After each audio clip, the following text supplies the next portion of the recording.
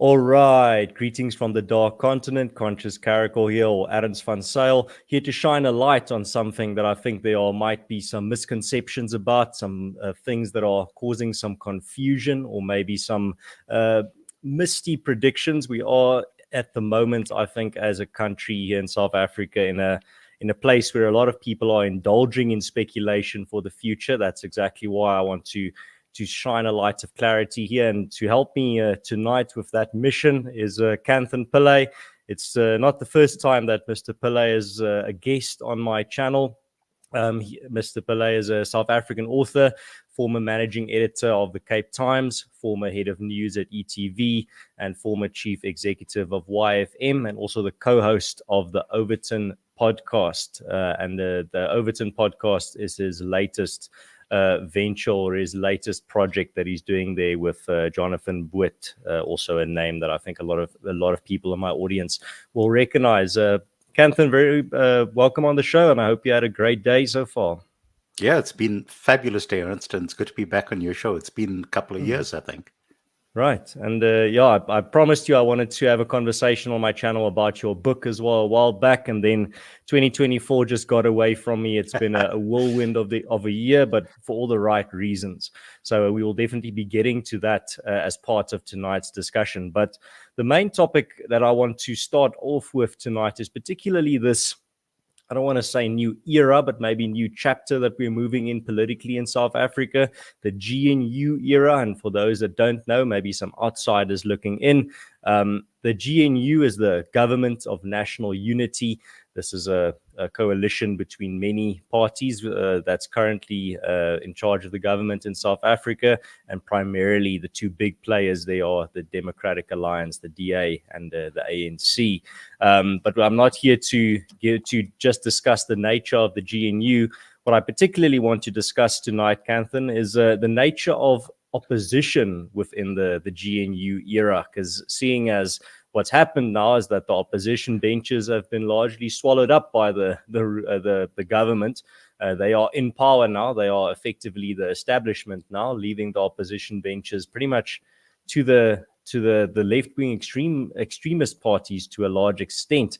How do you read this new situation about where we stand currently regarding opposition to the whatever the government might, whether it be bad policies, bad ideas?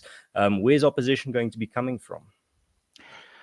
There are so many things that we need to unpack around this stuff, and a lot of it actually ties in with this very basic idea around what constitutes a left-wing party. Right. And I think to a large extent, if you consider that people like you and me have often been considered to be right-wing people. And I think also take the view that if you look in terms of the things that I believe in, and to a large extent, I know these are things that you believe in as well, these are very centrist positions, that basically require adherence to rule of law, individual liberties, free markets, the right to self-determination, all of those things. And this label comes along and it says that these happen to be right-wing viewpoints. And I think to a large extent, we end up having these applied to parties that are outside of our kind of orbit in terms of what we actually end up believing in. So let me start off by saying something kind of controversial, okay, which is that I think that to a large extent, I think that the DA is actually a left-wing party. All right, so let's just take the view that the policies of the DA and the policies of the ANC to a large extent are incredibly left-wing. So what this means is that they believe in things like a capable state. Helen Ziller is a great fan of the idea of a capable state as, kind of the overarching figure that's responsible for looking after everything. And I think to a large extent, the ANC believes that as well, although capable is missing from their armory in terms of what they actually do. So I think if we are going to be putting Jacob Zuma's MK and Julius Malema's EFF into the same box, we'd be doing ourselves a disservice, because that probably puts us as guilty as people who look at us and say, oh, you happen to be right wing. So I'd like to toss that out as a kind of opening thing. And I'd also like to make the case that I don't believe that Jacob Zuma is left wing. So the reason why I'll say without hesitation that he's not left wing, because remember, at the time that he was president, he didn't have a 2/3 majority. Thabo Mbeki had a 2/3 majority. And Jacob Zuma wanted, but Julius Malema was very clear that he wanted to put in this idea of expropriation without compensation, which in my book is just simply legalized theft. And he went to Jacob Zuma and he said, look, between the two of us, we have a 2/3 majority. Why don't we pass a law that overrides Section 25 of the Constitution that will then allow for expropriation without compensation? And Jacob Zuma said no. So I think that's an important kind of starting point for us to take a view on. We should not be looking at MK and the EFF as being in the same box. So let's take that as a starting point. The second point that we need to take is that Jacob Zuma has no interest in keeping the EFF alive. Because remember, Jacob Zuma was responsible for expelling Julius Malema from the ANC to start off with. And interestingly, of course, our president, Cyril Ramaphosa, is the person who sat on that disciplinary committee and was responsible for getting the guy expelled from the African National Congress.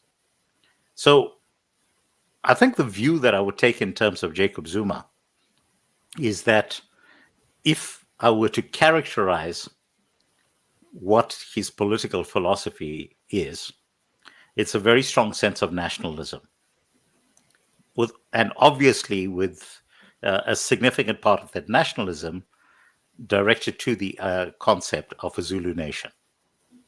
Because let's be very clear, that type of ethnic politics plays a very significant role in terms of the support base of Jacob Zuma. So let's use that kind of as an opening gambit. And I don't know if you disagree with me at this point or not, because I'm just tossing that out as a kind of starting point before we go forward.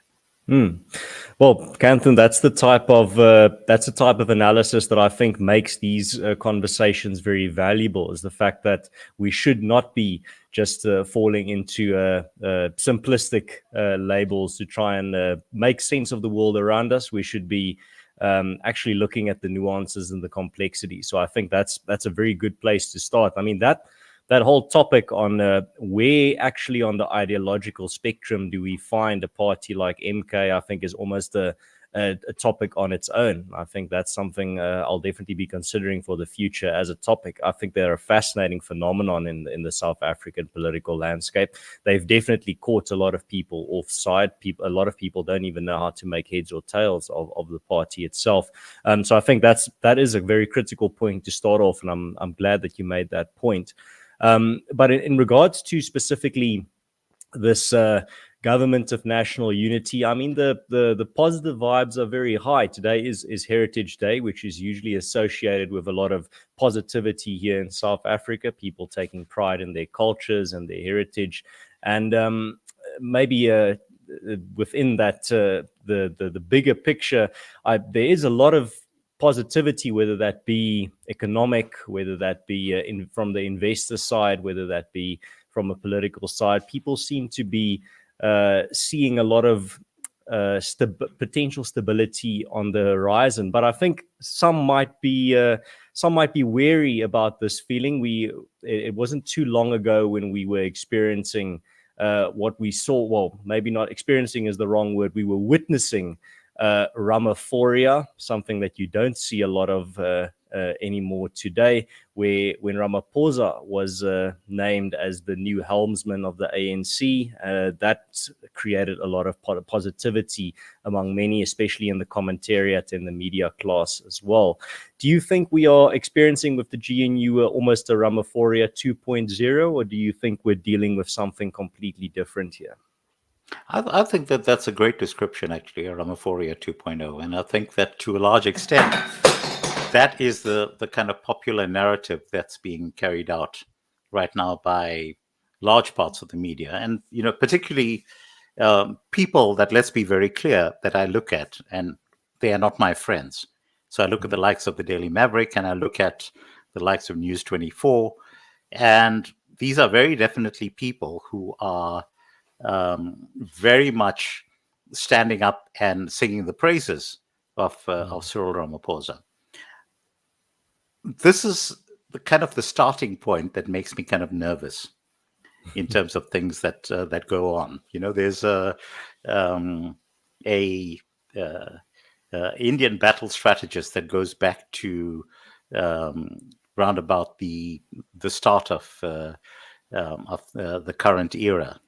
So around about the time of Christ's birth, and his name was Chanakya, and he coined a very famous expression, which is "the enemy of my enemy is my friend." And I like to flip that around and also take the view that people who are friends of my enemies are not my friends. And I think you can see the logic around this. So it is a deeply cynical view, but I think that for anyone who actually has a sense of going across the course of history and trying to work out whether the people who share your values are singing from the same hymn sheet that you are. And let's be very clear, the likes of Adrian Basson and the people at Daily Maverick do not share my values. And if they are singing the praises of Ramaphosa, that gives me cause for concern. So let's take a couple of things that have come up in this era right now in terms of the Ramaphoria 2.0, as you describe it. You've probably seen some of the paperwork around the new education policy that was about to be released in the Western Cape, which was introducing essentially a diversity, equity, inclusion curriculum almost directly lifted from the United States and about to plonk it down into the middle of the Western Cape, in the middle of the supposedly independent Western Cape, because the DA does run the Western Cape without permission from anyone else. So they have no reason to be going down this road unless they happen to be following that very specific agenda that is being put across from the Americans in particular. And you also take the view in terms of specific things around our energy policy. So you've suddenly seen this almost unseemly haste with which the GNU is now trying to borrow money to effectively roll out large quantities of solar and wind into our economy as a way forward. Meanwhile, we have literally hundreds of trucks parked at Richards Bay waiting to ship our coal off to Germany, who are burning our coal in their coal-fired power stations. So I step back and I take a look at, right now, as South Africans, what is in our best interest in terms of shaping the economy of our country and going forward? And the answer comes back very clearly to me in terms of a particular thing that Donald Trump has been talking about over the past 3 weeks or so on his campaign trail, where people are asking him, how are you going to fix the economy? Because let's face it, the economy of the US right now is an absolute basket case. And he was asked, how are you going to fix the economy? And he said, it's very simple. I'm just going to turn on the taps of the oil fields, and I'm going to reduce the price of oil to the level where our energy costs actually plummet. And the energy costs then impact directly on just about everything else that affects the way in which the country is run. And the knock-on impact of that is going to lead to such an economic boom that the country is suddenly going to recover. So consider from our perspective, we have these massive reserves of coal that are under our feet. We now have provable reserves of oil off the coast of the Wild Coast. We have provable reserves of natural gas, again, off the coast of the Western Cape. But more to the point, we have a direct pipeline all the way across to Mozambique, where we have some of the cheapest gas in the world. And all we have to do is buy that gas from Mozambique, open up the taps in terms of power generation, pipe that gas across to all of our power stations, slash the cost of electricity drastically. And hey, guess what? Suddenly you're going to see the single biggest contribution to economic growth in the country. But our GNU is not talking about these things. So they're not talking about fracking. You might remember that there were these studies that were done in terms of, again, provable reserves of gas under the Karoo, which calculations were done that will keep us happily energy self-sufficient for hundreds of years. And again, no one's talking about this. Instead, we are talking about getting loans from the Western world and then using those loans to invest in solar panels and to invest in wind farms. And remember that the solar panels and wind farms, they're never going to be able to drive things like an aluminium smelter. The sheer volume of baseload that's required in order to drive something of the sort. So using that now as a backdrop in terms of what's happening around our country, and I take a look in terms of the stuff that Jacob Zuma does believe in. So you might remember shortly before he was removed from office, Jacob Zuma was about to close a deal with the Russians for a nuclear facility to be set up in South Africa that would address all of our energy needs. And there was a massive campaign against Jacob Zuma to shut down this. And it was all based on the fact that this would cost $1 trillion. $1 trillion over a 20-year period. Because remember, we weren't putting any money in up front because the Russians were going to bankroll this thing. And we would then be paying off the trillion over a 20-year period. And instead, what we ended up with is this project being canned. Meanwhile, if you look to the north of the continent, the Egyptians have moved ahead. They are putting in place 4 of these plants. And they are guaranteeing their energy independence for pretty much the next 30 years, which means that they have the ability to completely overtake us as the biggest economy on the continent. So those are the 2 things that we are playing up against right now. If you then drill down into it, you have to look in terms of the fact that we currently in this country happen to be a political football in terms of geopolitics. Because our choices are right now that we go with the Americans, and trust me, there's a lot that I like about the Americans. Okay, I like the independence. I like the all of the freedoms that are drilled down into their Bill of Rights, although in practice it doesn't end up getting its way to the forefront. I like the sense of entrepreneurship that you have in the US, because really from the point of view of building new businesses and developing new ideas, that has been the greatest country in the world across the course of history.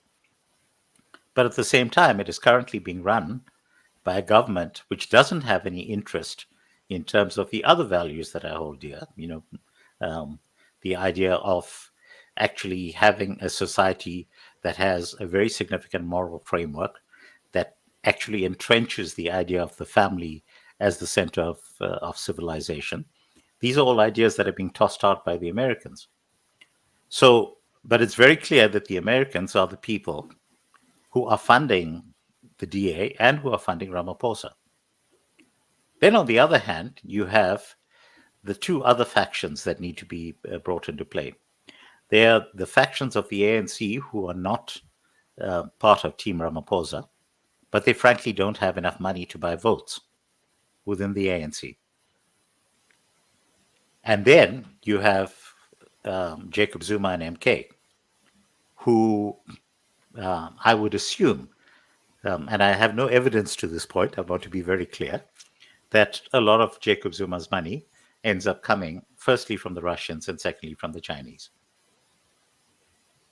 So that's kind of the backdrop in terms of where we are right now. But understand that we are a political football because there are so many things that we do in this country that is utterly crucial to the well-being of the West. So, I use as a very simple example, the West is entirely dependent on our exports of manganese. And if you take a view in terms of what currently happens with our manganese, all of the ore gets shipped straight out of the country, and it goes across to the US where it gets processed and eventually turns into a usable form so that the rest of the world can do something with it. So now if we look in terms of where is the state of opposition politics, so I'm saying that opposition politics in our country is not simply a question of you and I as voters or anyone else out there today is bringing to the party. It's got everything to do with geopolitics, that there is right now almost the end of an era in terms of American civilization. They are desperately clinging on against a new world order that is emerging, which comes primarily from the BRIC countries, excluding us as South Africa, because frankly our economy isn't big enough. And right now, the S in BRICS is not capitalized. That's correct. Yeah, it's small. Exactly right. So we are now in the situation where we're actually kind of sitting on the fence, very much so. And the starting point for me in terms of realizing that we were sitting on the fence was, remember that one of the things that Ramaphosa was supposed to do when he came into office was to pull us out from the International Criminal Court. I don't know if you remember this.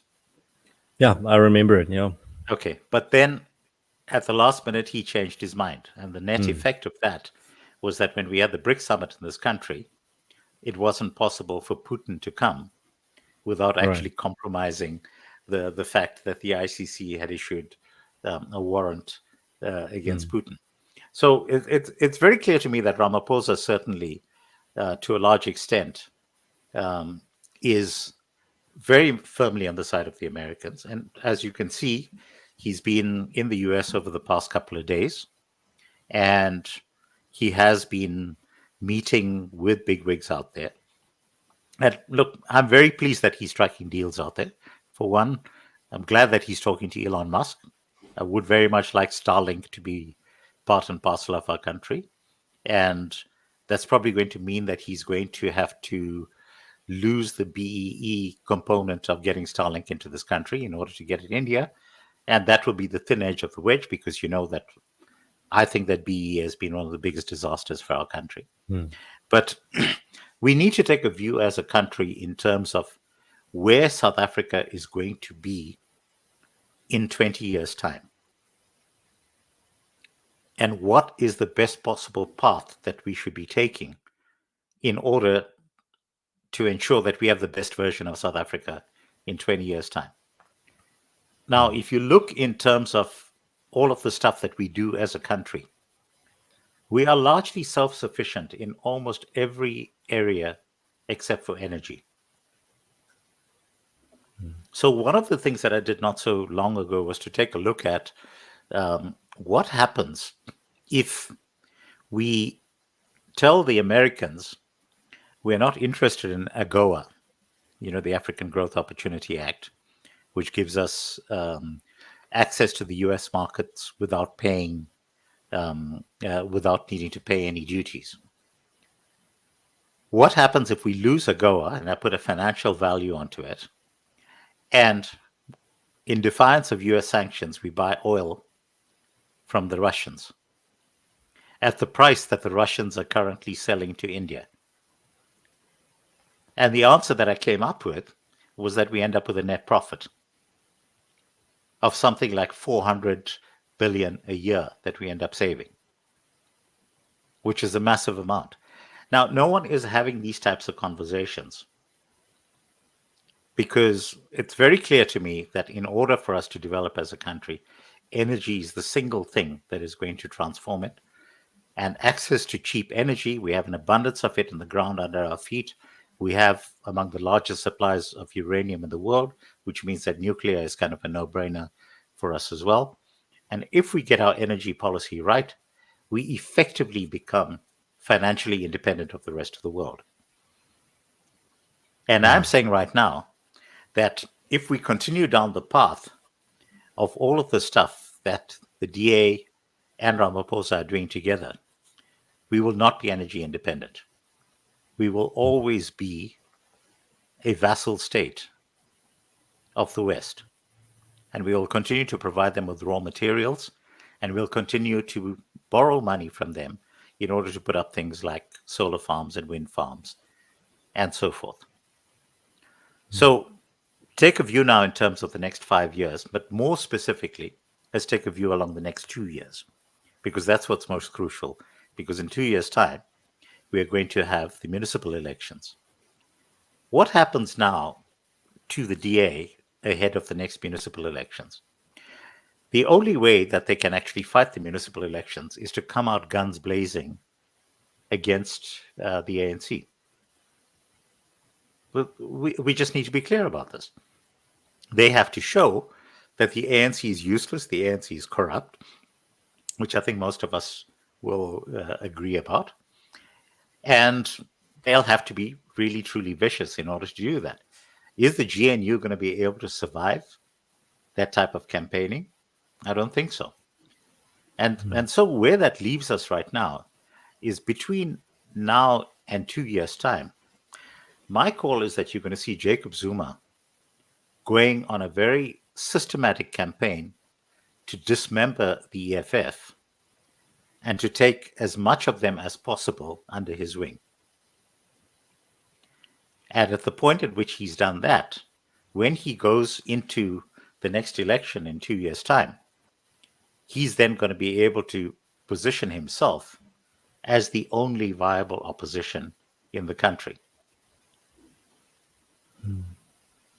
So where does that leave us? Well, Kanthan, I think the bigger picture that you provided there is actually quite crucial, seeing as I think sometimes we don't realize that many of the pieces on the chessboard are actually quite out of our control. South Africa is not one of the heavy hitters or big players on the global stage. We are very much, as you said, often a small ship on the tides of or rather a small little rabbit here while the big elephants fight above us. And when it comes to the smaller picture, when you zoom in a little bit on the ground in South Africa, you've already sketched quite masterfully a lot of the risks that are and a lot of the bad policies that could be enacted in South Africa due to pressure from outside. Now, a concept that you are very well acquainted with, but for the sake of my audience, I'm going to just quickly unpack the idea of the balance of forces, something the ANC knows very well. It's the whole idea that whenever you pursue a policy or a type of action or a project, you first take stock of where the balance of forces in the current zeitgeist or the current political climate lies. Are the majority or are the majority of forces against you? Then you back off and wait and bide your time, maybe build up your own strength. Is the majority of forces on your side? Then you move forward. And is even sometimes I've seen if a large enough chunk, maybe not a majority, but a large enough chunk of opposition does come to the fore, it also has stopped the ANC and made them reconsider going forward with many policies. And within that context, I'd like to pick your brain a little bit. When we now zoom back in from the global picture back to the on the ground picture here in South Africa, where is the balance of forces influences going to come from when it comes to stopping these types of bad policies, opposing many of these irrational or sometimes damaging moves by the government? It's certainly not going to come from the political party opposition benches. My personal view is that civil society and many community-based organizations and non-governmental organizations are going to be playing a much larger role in the future, opposing many of these bad policies. Where do you see the nature of that type of opposition coming from?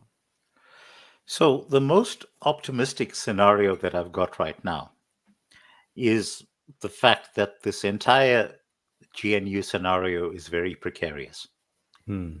And so what it means is that there's not much room for any of the players to move, whether it be Ramaphosa, whether it be the DA, or whether it be MK, because the balance of power as it's currently structured at a national level is just so precarious that everyone kind of has to tiptoe around each other.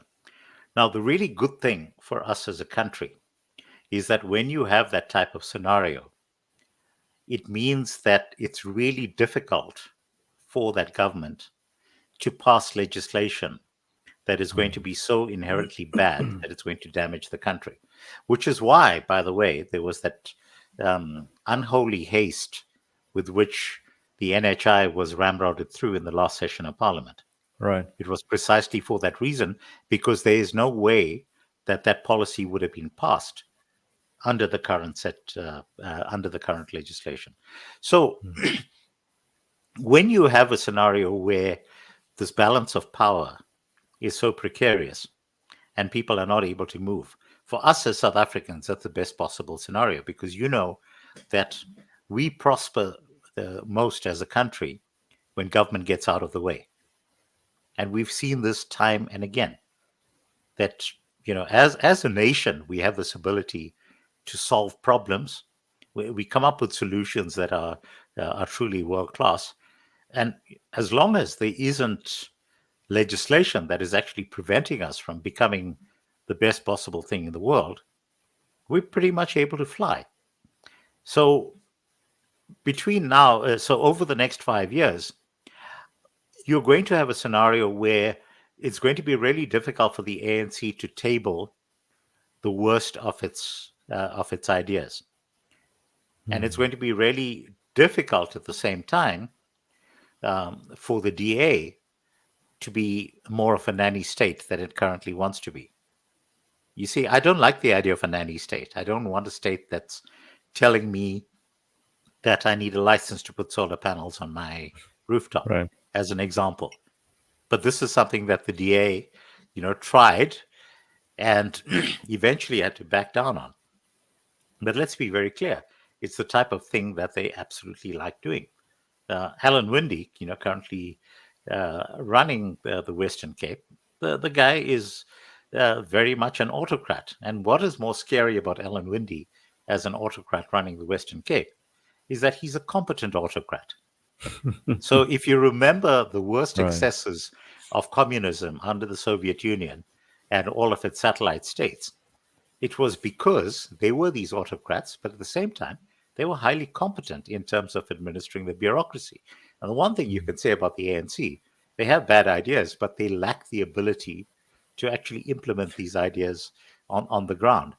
I think the best example was that during the COVID lockdowns, the contrast between a competent government like Australia and the incompetent government in South Africa is that the difference is when the competent government says if you break a COVID lockdown regulation, the police will be at your door the next morning at 8 o'clock. The police are going to be there at 10 to 8.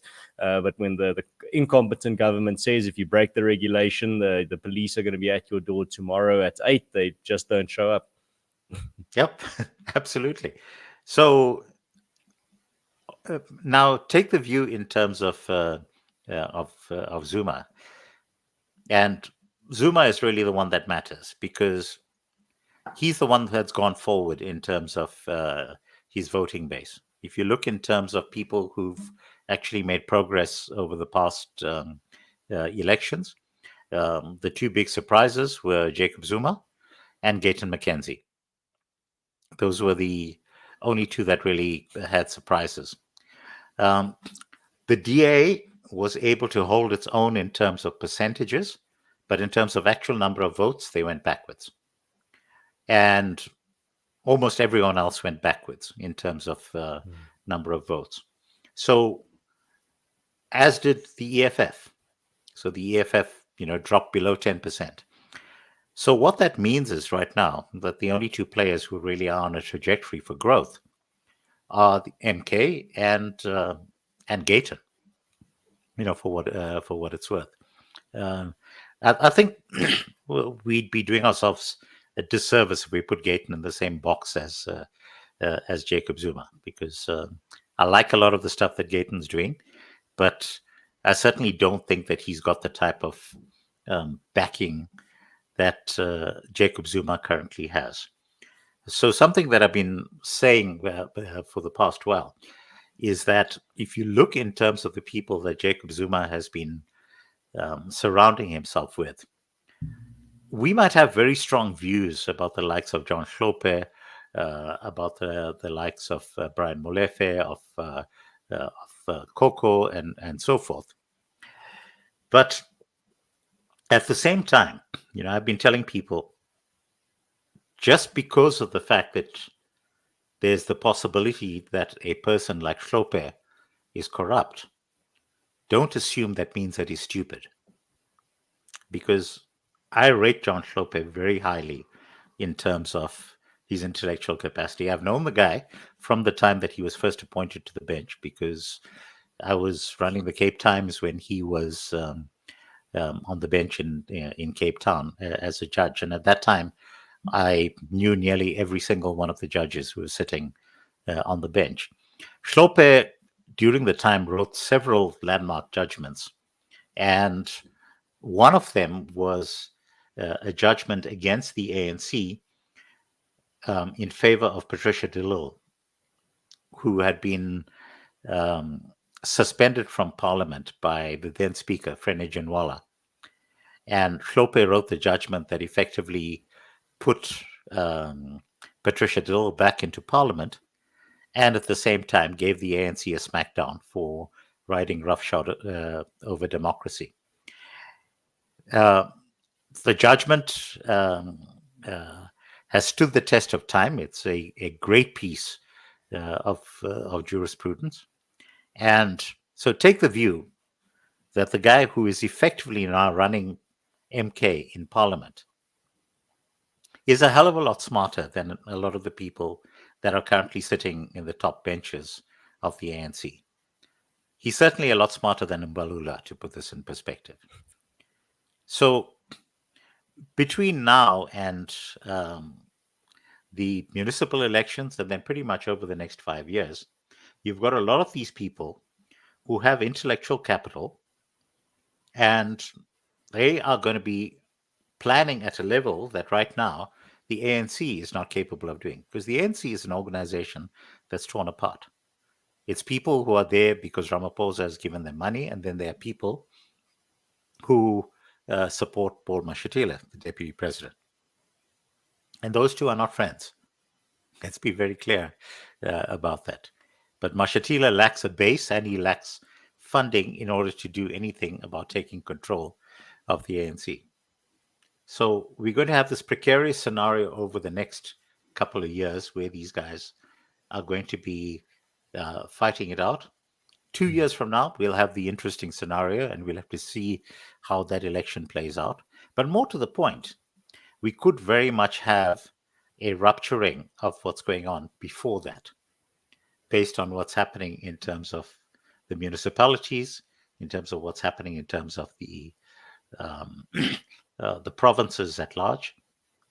I have no idea which way that goes. There's a wise man who once said, I have difficulty making predictions, especially about the future. Right. Yeah.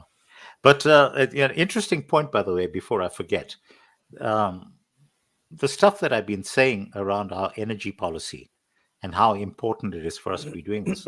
I'm not the only person who's been saying this lately. And so Franz Cronier, who I happen to rate quite highly, was making exactly that point in an interview with Alec Hogg over the past week, specifically in terms of the energy policy and how best to boost economic growth in our country and take us to the next level.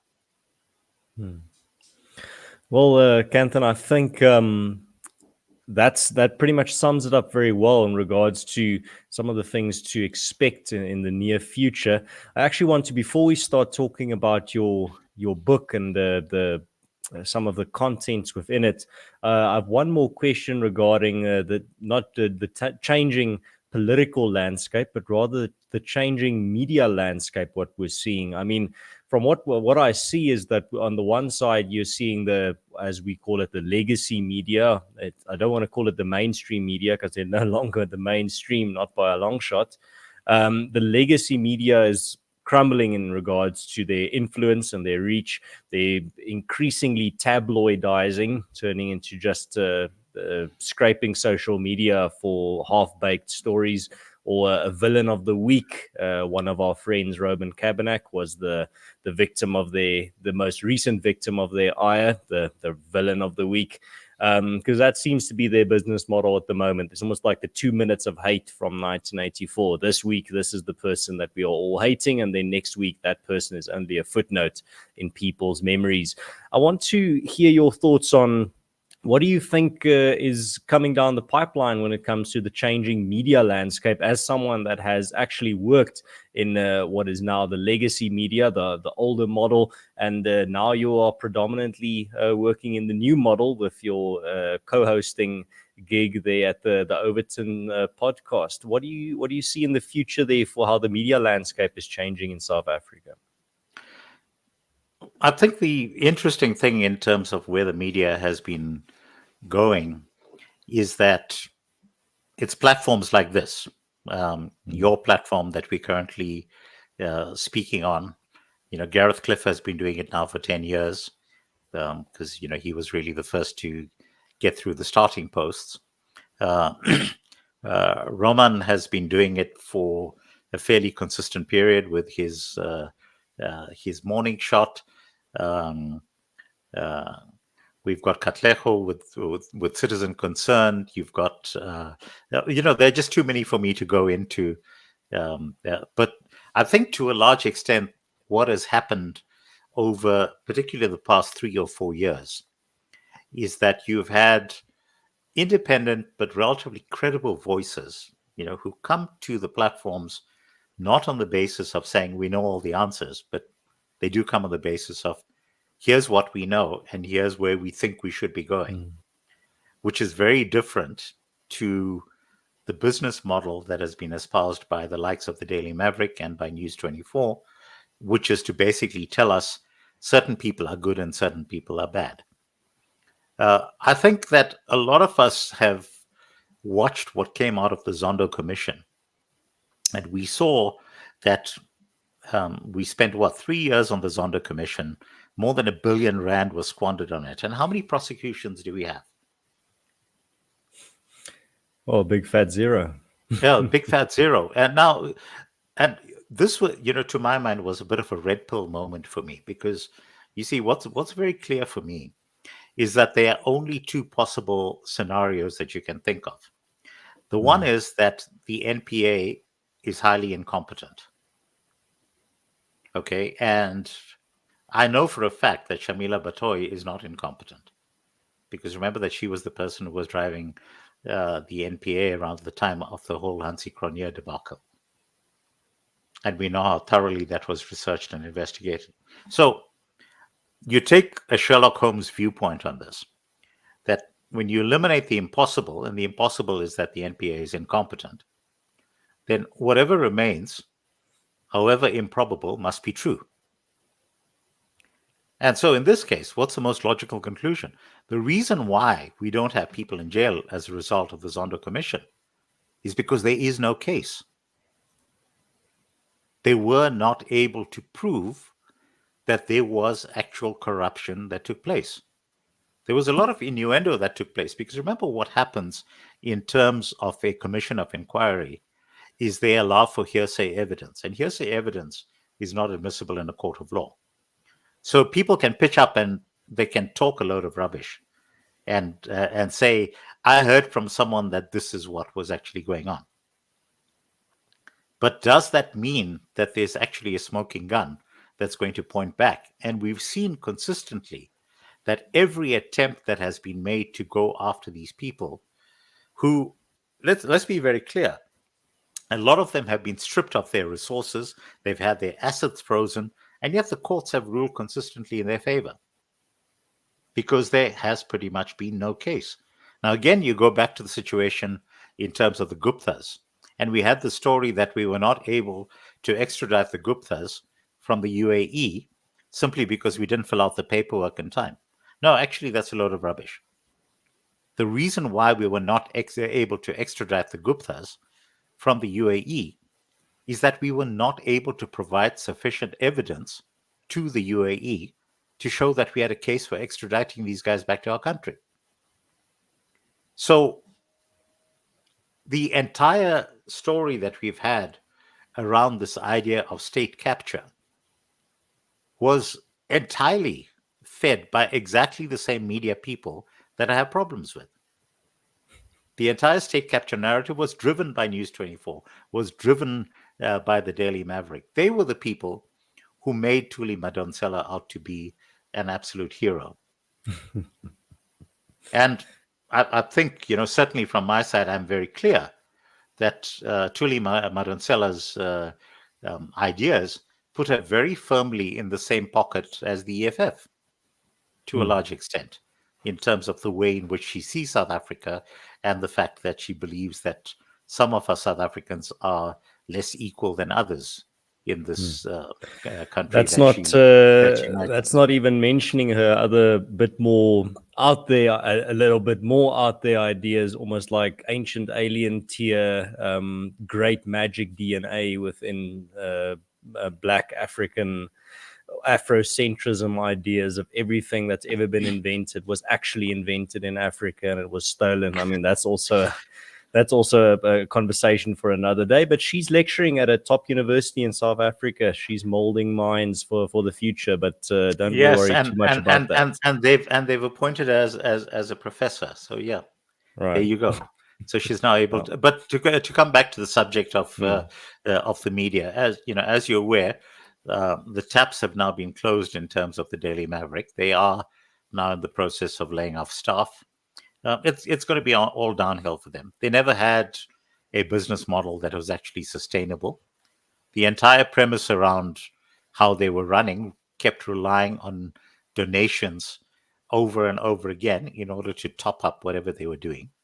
And there was always some new project that they were coming up with. So, it was defending truth.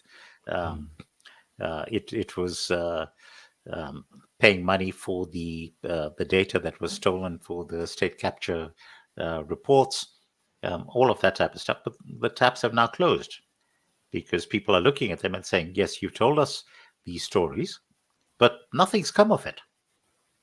Where are the arrests? You keep telling us that these people are terrible, but, we don't see them in jail. And, so clearly there's something that you guys are doing that doesn't ring true.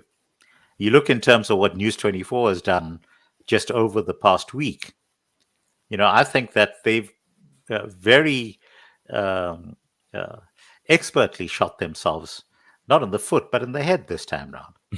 And, one of the things that I must say about News 24, probably the only reason why News 24 is able to survive is not because of subscribers to News 24, but it's because it's the Afrikaans service, it's Network 24 subscribers that end up actually keeping the entire enterprise profitable and therefore subsidizing the entire operation, which is what allows the likes of Adrian Basson to actually survive. And, far be it from me to tell Afrikaans speakers that they should not be subscribing to a source of information for themselves. But, to my mind, I think, is the time actually ripe for particularly an Afrikaans audience to be setting up an independent media house that is effectively crowdfunded so that you're cutting ties with the likes of the entire NASPES establishment. I think that that's a good thing to be looking at. I certainly think that that type of scenario where you have crowdfunded journalists who are credible sources of information is going to be the way of the future. Well, that's why a publication or a platform like Marula Media is doing so well. I mean, everywhere else, you're just seeing red flags and alarms going off. All these media houses are not in great health, let's just put it that way. But then you look at a platform like Marula Media, and they are going from strength to strength. I mean, I've seen Very, the very, very, magnitude. very good example. Consider for another point that one of the most credible sources of information in our country right now is my broadband.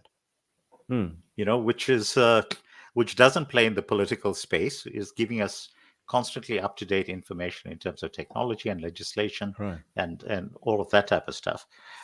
I'm saying that there are all of these alternatives that are coming up, and some of them will survive, and others will not. And those that survive, I think some of them will actually end up growing, and with a bit of luck, actually become sustainable and influential. But I think we're still in the early days. The most important thing from my perspective is that the current people who are setting the narratives have to fall so far behind that it no longer becomes viable for them to be in business.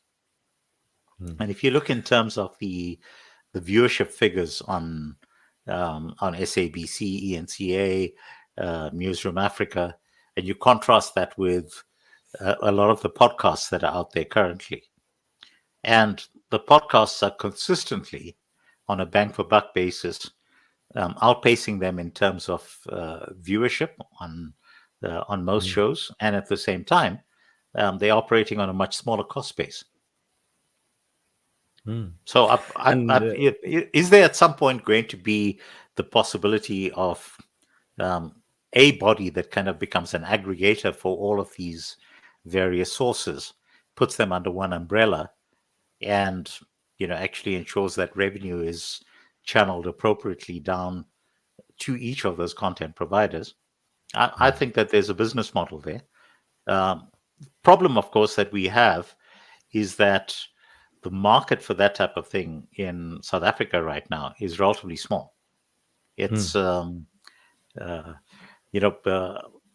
I think at best we can hope for subscription numbers in around about the hundreds of thousands, and it's never going to be capable of generating the type of revenue that would be needed to run something along the likes of NENCA, for example, which literally needs hundreds of millions in terms of being able to run.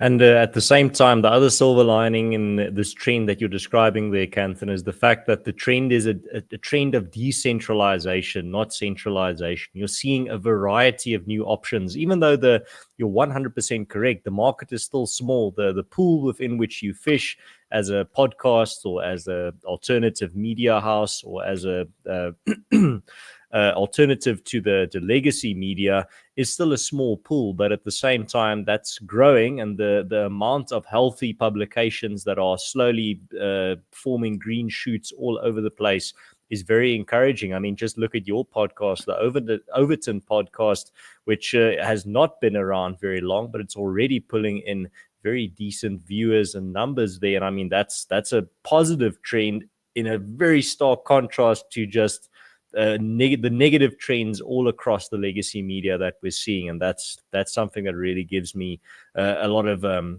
hope for the future, that people will still be informed. Don't listen to this weird propaganda that if a lot of these older centralized models of media fall, then nobody's going to know what's going on. Everyone's just going to be confused. No, the void will be filled by either the bad guys or the good guys. So we should be supporting the good guys that are filling that void. That's why I'm glad to see that your podcast is doing well.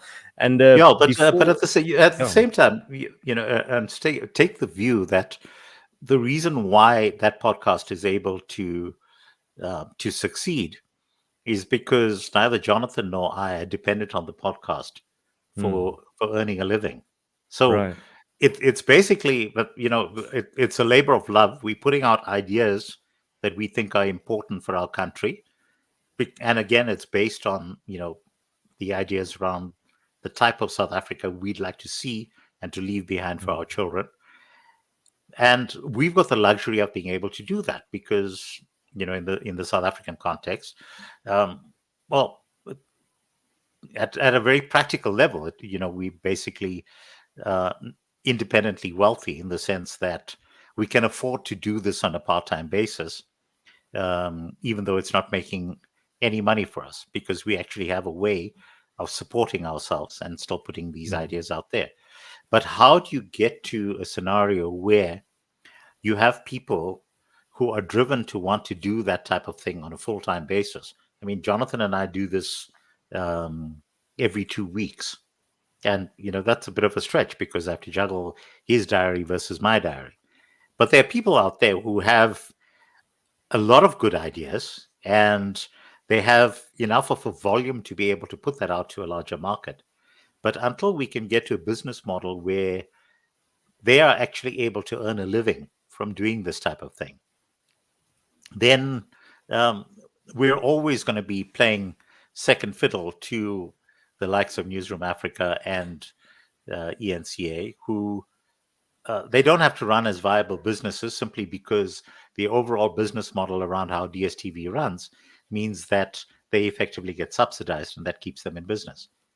And are we going to be able to get to the scenario where there's going to be a similar subsidy that filters down for a media house that is, shall we say, more centrist, more practical, and more focused on solving South Africa's problem, as opposed to, sowing racial division and scandal, which is what most of the others seem to do?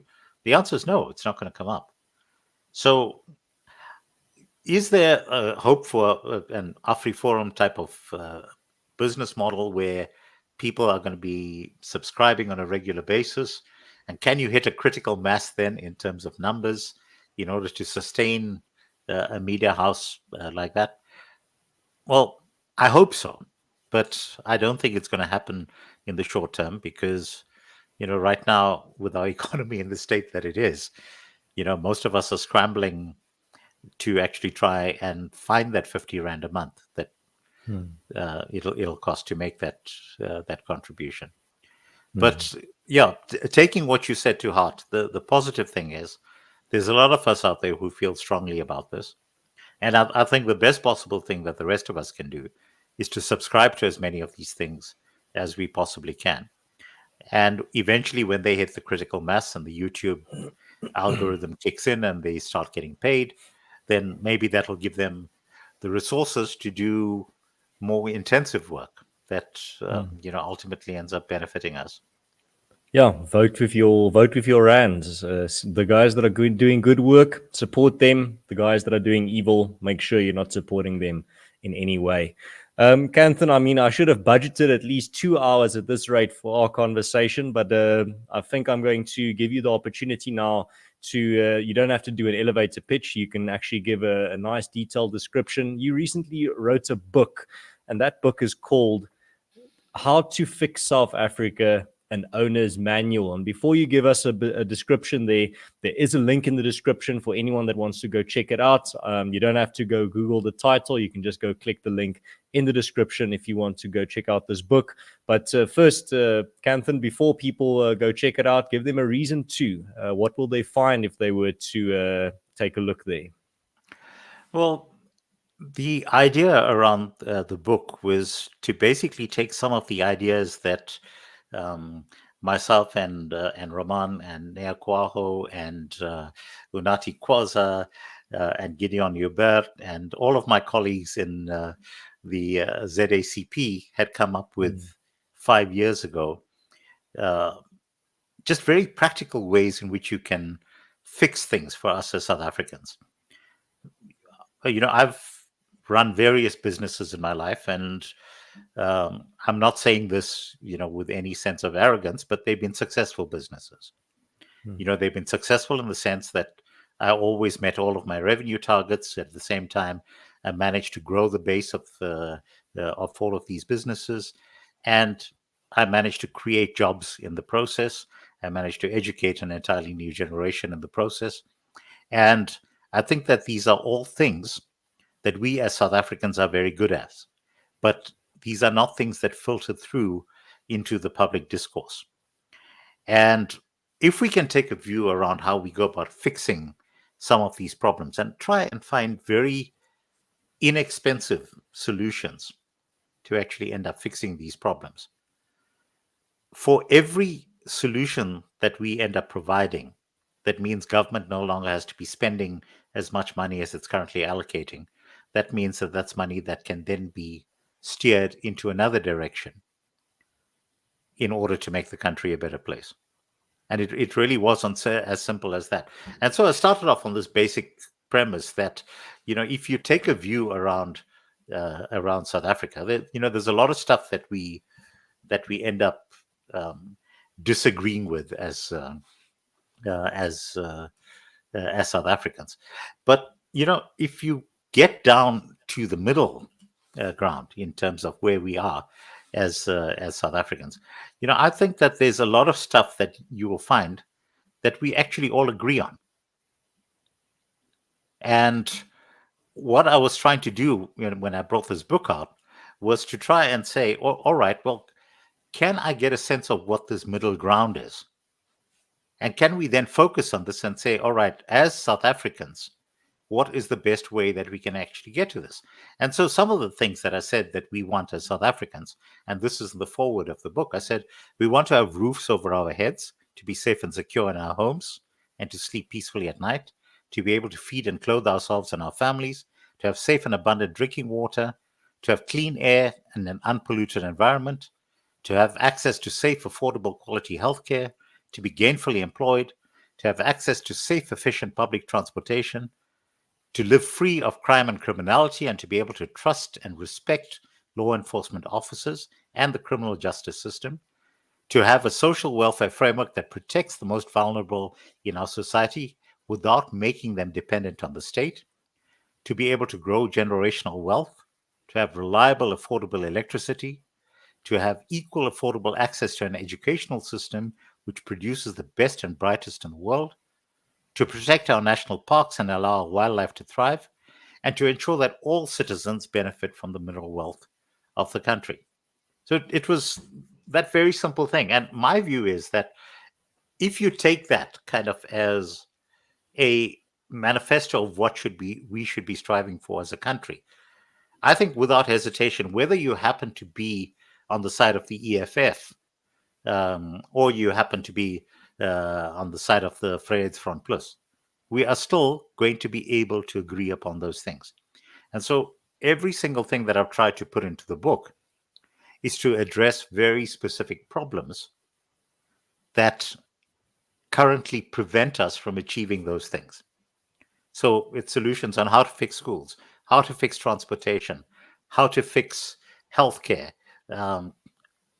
We currently in the middle of this fiasco called the NHI bill, and I went through at some length around why the NHI was going to be a disaster. But I also made out a case for why we actually do need a national health system that provides a safety net. And the single biggest example I'll give you is that a lot of us who could be entrepreneurs don't end up going into business for ourselves because we are so dependent on being able to pay Discovery for top of the line medical care. Because, if you're on your own and you're running a startup and you don't have that safety net, and if you get, hit in a car crash, which I was in, by the way, which actually provoked that particular thought. If you're in a car crash and you're subject to public health care in this country right now, you'd be dead. So how do you get to the middle ground of providing the safety net? And so essentially that's what the book is all about. Michael Jordan was kind enough to write a foreword for the book. Again, he's a guy that I respect very highly. And, frankly, I was very pleased that, he stuck his neck out in order to be able to do that. But the fact is that he does share those values in terms of the type of country that we'd like to be building in. So these ideas are out there, and I want it to be a starting point for people to think about ways in which we can end up fixing our country. I'm not saying I have all the answers, but I am saying that the answers that I've got are better than what the ANC currently has, and a lot of what the DA currently has. For example, as soon as Dean McPherson became Minister of Public Works. I sent him a copy of the chapter on how to fix school toilets. And I said, look, just take this. I have solved the problem for you. Okay. It is not going to need 10 years and 10 billion rands, which is what you've been told. It's going to need 6 months, and it's going to need less than R1 billion. And to a large extent, you'll probably be able to get a lot of that subsidized by corporates. Because effectively, to fix each school, and there are 24,000 schools in our country that currently have pit toilets, and to fix the toilets in each of those schools can be done for around about R250,000 a piece. And it really is, at that level, it is something that is so simple. How do you solve problems of rhino poaching? There's a solution for that. How do you fix our public transportation network, including Transnet? There's a solution for that. Yeah. Tourism, how do you attract more? How do you attract wealthy tourists from the rest of Africa without opening the door for refugees to come and stay here permanently? There's a solution for that. There's all of these types of things that provide very practical, down-to-earth ways in which we can turn around our country. The book's on sale at most major bookstores, and I've been checking the sales report that the publisher sent through to me last week. So it looks like currently I've sold 4 copies in Tiger Valley. There are 4 copies that have been sold at Melrose Arch, and 4 copies in Menland. So currently those are at the top of the list. But yeah, I think that I encourage people to please go out there, pick up a copy of it. I just want to be very clear that I've self-funded this book. I'm not making money out of it. I'm just covering my costs in terms of selling it. But the other thing is that if you have a group of people and you're willing to get them together for me to come and give them a talk and talk to them about the book, I'm very happy to do that.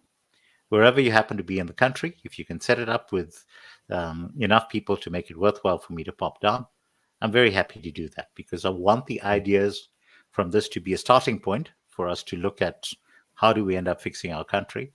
And, more importantly, I hope that persuades people to come up with their own ideas. And they say, hang on a second, I can take what you've just suggested here and do something much better. And that, to my mind, that's the winning scenario. That's what we need.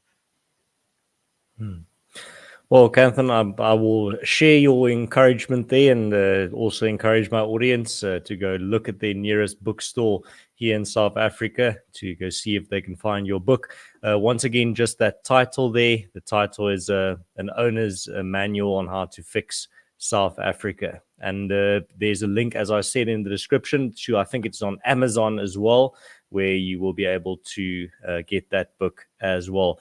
Well, Kanthan, as I said, I wish we could chat longer, but I think I'll just have to chat to you again in the future. Thank you very much for your insights here tonight. The audience really enjoyed your points that you made, especially when you put a little bit of a footnote there and said that you're going to say something controversial. Everyone in the live chat, everyone listening live, just said that's not controversial at all. That's just the truth. And one comment Excellent, here that really that stood out to me is from Sideline Opinions, who said, "Great guest, Aaron. Kanthan is, in my opinion, one of the brightest minds in South Africa." And there was another comment here, I've lost it now, that also said Kanthan should have been a minister long ago. So there's some feathers for your cap. But Kanthan, last question for you is not a difficult or a complex one, just a practical one. If people want to find more of your work and listen to more of your ideas, where can they find you? So a lot of my writings are on my website at kanthanpillay.com, which is up on the screen right now.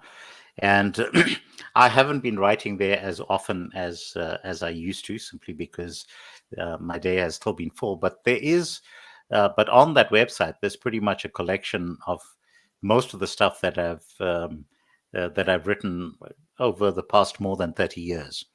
So, you can pretty much search for anything out there and find it. I'm regularly on on Twitter, or X as it's now called.